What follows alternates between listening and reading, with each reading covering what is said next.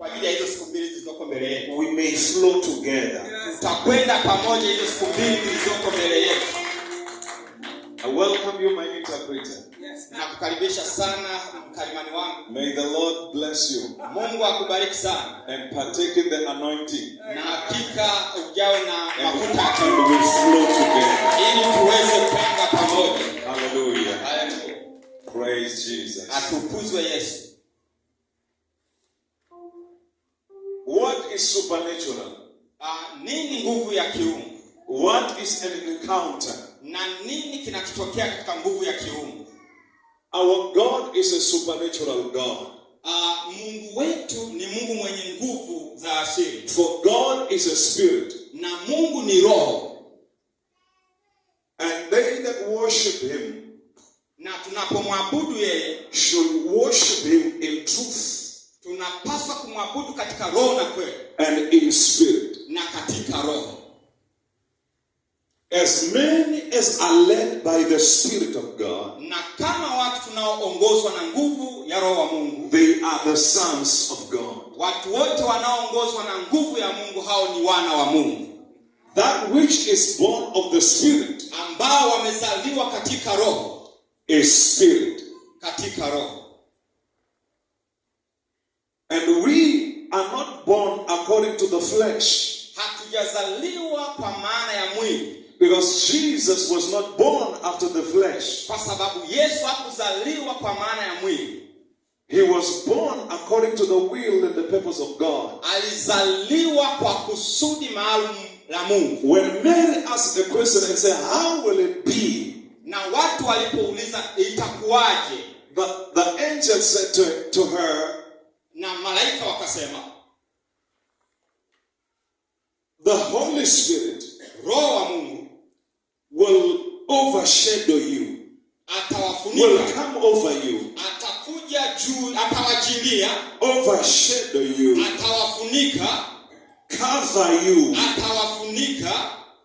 And when you are overshadowed, na mtakapokuwa mmefunikwa na with power, na nguvu yake from the Spirit, katika roho, then sasa hapo you shall be with a child. Mtaweza kuzaa mtoto. Utakuwa na mwana. You shall be with a child. Anazungumzia habari ya Maria ambapo Roho Mtakatifu alikuja juu yake akamwambia roho atakufunika na utakuwa na mwana. Hallelujah. So when the Holy Spirit comes on us, Roho Mtakatifu anapokuja kwetu, there is something that is happening. Kuna kitu kinachotokea that is unusual. Kitu ambacho sio cha kawaida.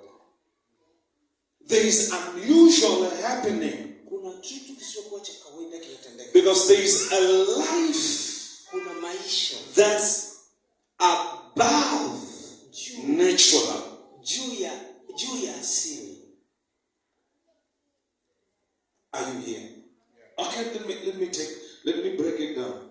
Ngoja nirahisishe. Okay. I want to ask Mama. Nataka kumuuliza mama hapa.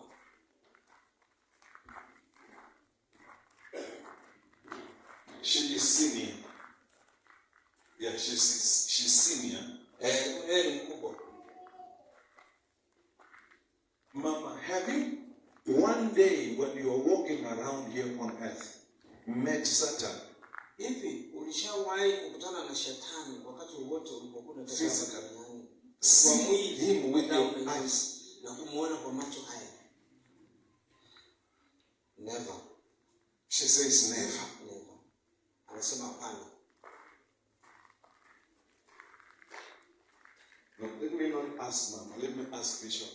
Kwa hiyo nimuulize Bishop hapa. Kwa hiyo nimuulize askofu. My Bishop. Bishop, askofu. In all your life, katika maisha yako yote, and in your faith with God, na kibali kwa Mungu, have you one day bumped into Satan? Hivi ulishawahi kukutana na shetani? Maybe you were going to town. Labda ulikuwa unaenda mjini. Maybe you were visiting the church members. Labda ulikuwa unatembelea washirika. Maybe you were going to church. Labda ulikuwa unaenda kanisani. Bumped into him physically. Lakini ukakutana na shetani kimwili kabisa. The bishop says no. Hata askofu anasema hapana. Why have you not bumped into Satan? Kwa nini hujawahi kukutana naye? Because the Bible tells us Biblia inatuambia he was defeated in heaven, alishindwa mbinguni, held down or thrown down into the earth, akatupwa chini duniani. but we have never seen him here Lakini with our eyes. pamoja na kwamba tunaambia alitupwa chini, Which earth did Satan fall into? hivi shetani aliangukia dunia ipi? Which earth? Ipi hiyo dunia? Ni ipi ambayo shetani alianguka? Ni hii au kuna dunia nyingine? Hallelujah. Jamani, haleluya. Are you following? Hivi unanisikiliza? I'm about to unveil something, Yaani niko karibu kufunua kitu fulani. because it will not help me to start preaching and running and leave you behind. Hata utapaka mwalimu utaendelea zaidi. This earth, Dunia hii unayoiona, this one, hii hapa unayoitazama, this physical earth, yaani dunia hii unayoitazama kimwili, it's a heaven. hii ni mbingu. It's a realm, Kuna ufunuo wa kimbingu. and it's called natural. Inaitwa asili, dunia ya asili. Are we together? Tuko pamoja sasa? When Satan was cast out, Shetani alipotupwa, he was cast out alitupwa from the heavens kutoka mbinguni, mbingu ya mbingu, to the earth. mpaka chini. And which earth? Dunia ipi sasa? This is a spiritual earth, Tunajua hii ni dunia ya kiroho, because Satan is a spirit, kwa sababu shetani naye ni wa rohoni. was created as an angel. Aliumbwa kama malaika, An angel is a ministering spirit. na malaika ni watumishi wa kiroho. Therefore, Hivyo sasa, when he was cast down, alipotupwa chini, he fell into the spiritual earth, not the physical. aliangukia katika ulimwengu wa kiroho wa chini, sio ulimwengu wa kuona na damu na maji. Otherwise, if he was cast out into the physical earth, Vinginevyo sasa, the natural, kama angekuwa ametupwa kwenye dunia ya asili ambayo tunaweza he was going to have a house next to you. He was going to be your neighbor. angekuwa jirani yako, amejenga nyumba pembeni yako wewe. Hallelujah.